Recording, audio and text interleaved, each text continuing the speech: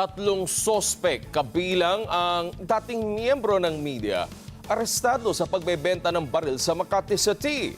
Jimbo Tejano, pagbabalita.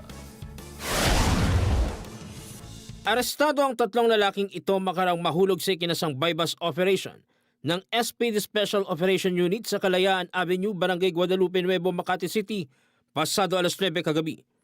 Sa ikinasang operasyon, isang police asset ang nagpanggap na buyer na bibili ng baril sa mga suspect at nang magpositibo dito na sila inaresto. Kabilang sa nadakip ay dating miyembro ng media.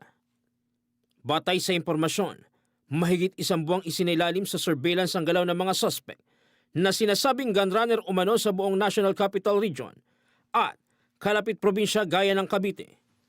Na-recover sa mga suspect ang mga baril, ilang piraso ng magazine, mga balat, mga identification cards o ID, gaya ng media ID at LTAP ID o License to Own and Possess Firearm, maging ang dalawang sasakyan ng mga suspect. Kinumpirma naman ng barangay na residente nila ang mga inarestong suspect at wala ring record sa kanilang tatlo, pero hindi nila alam ang galaw ng mga ito. Nagkabulagaan sila. Kaya ayun, kinuha nila yung mga suspect. Piniplis na nila yung mga suspect ng mga kapulisan. May pistol, ganon.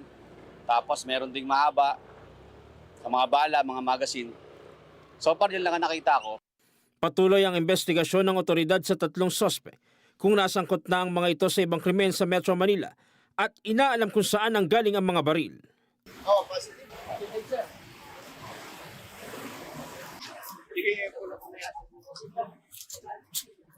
Wala ko kaming ginagawang masama.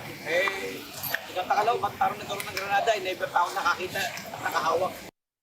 Jim Tejano, para sa mata ng Agila, matatag, matapang, matapa.